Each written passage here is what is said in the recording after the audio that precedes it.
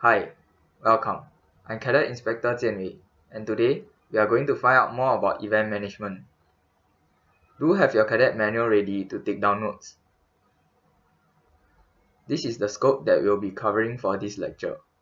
We will go through the needs to manage an event, what is an event, the elements of an event, and for it to be a successful one.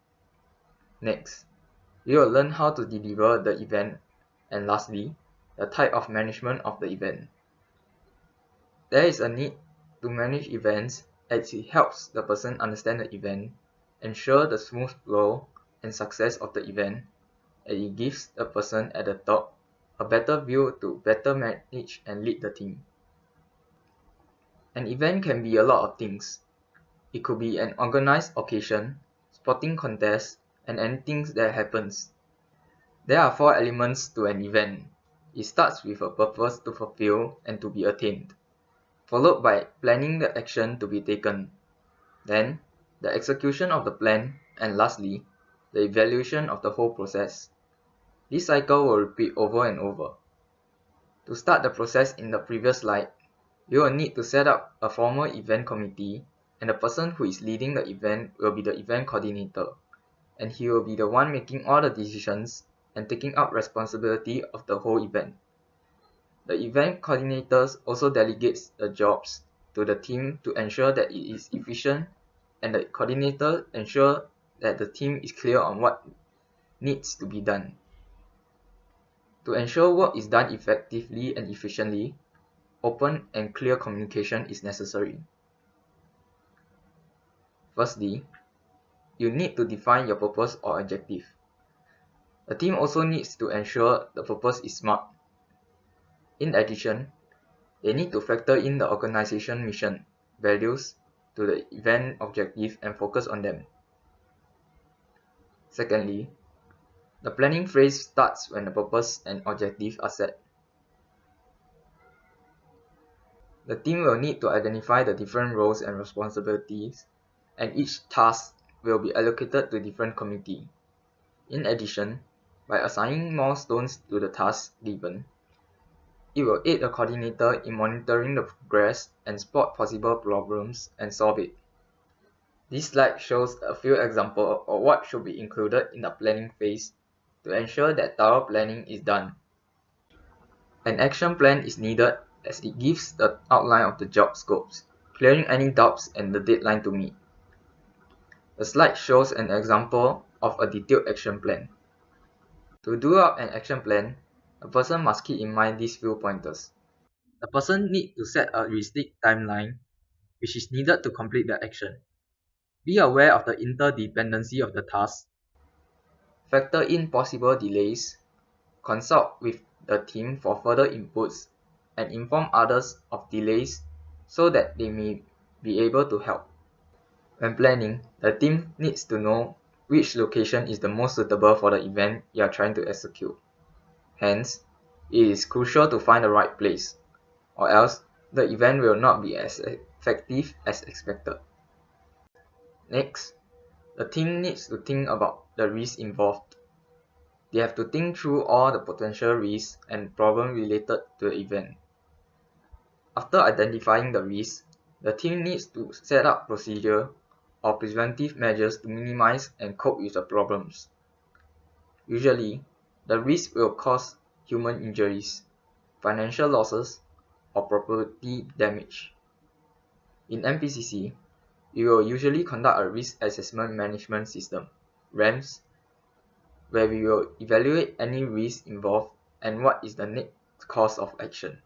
Next, we will be covering monitoring, which is done by the coordinator of the event.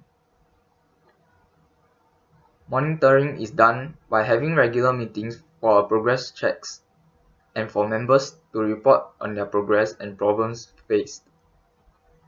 It's also for the team to plan out the next few steps towards the event. There are times where you need additional planning. An example is the recce of the area to ensure that the place is feasible and safe to use, or whether there is a need for internal or external collaboration.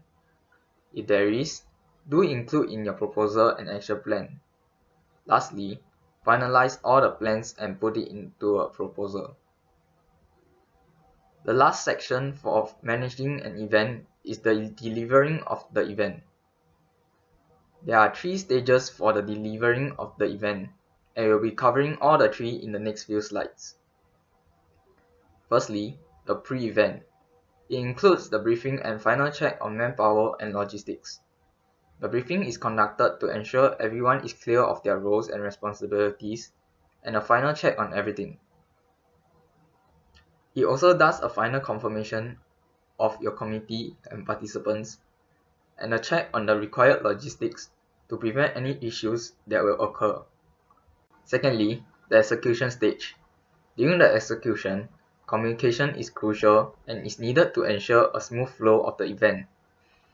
To make it easier, mobile phones, walkie-talkies, or having runners could be used to pass the information. Contact points could be set to activity areas for easier communication. There should also be checkpoints or time set for the in-charge to report back to the coordinator in case certain things such as emergencies happen. In the execution stage, everyone should enjoy the event. Thirdly is the post-event. After the event has ended, there are still a few things that needs to be done. Examples are cleaning up, getting feedbacks from the participants and the committee, and thank everyone for their hard work and contribution.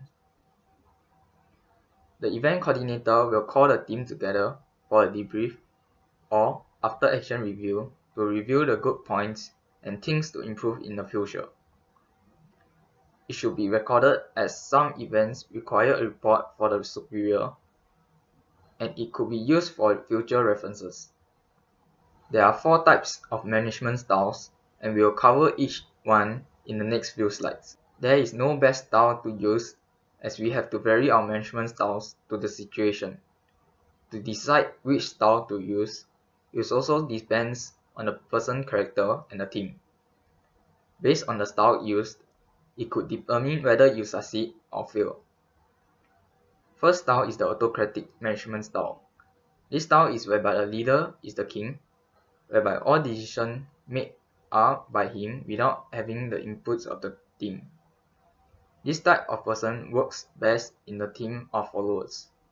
However, in situations where an important decision has to be made urgently, autocratic style is the best.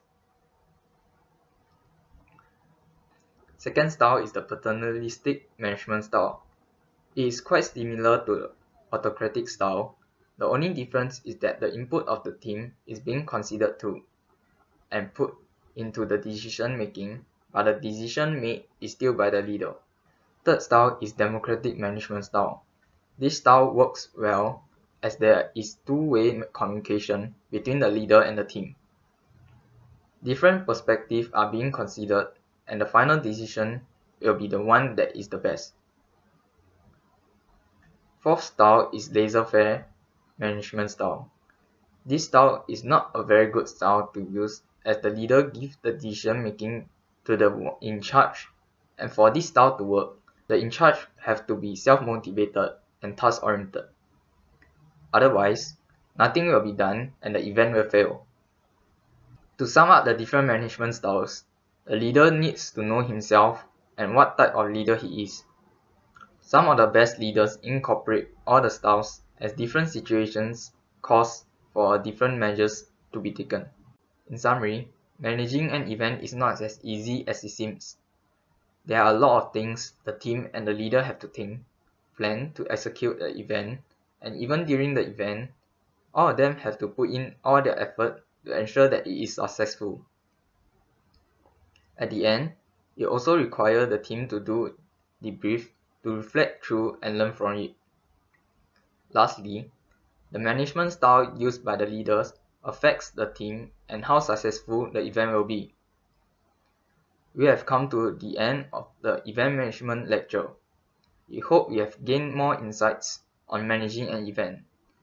Should you have any questions pertaining to this lecture, feel free to approach any of your cadet inspectors. Thank you.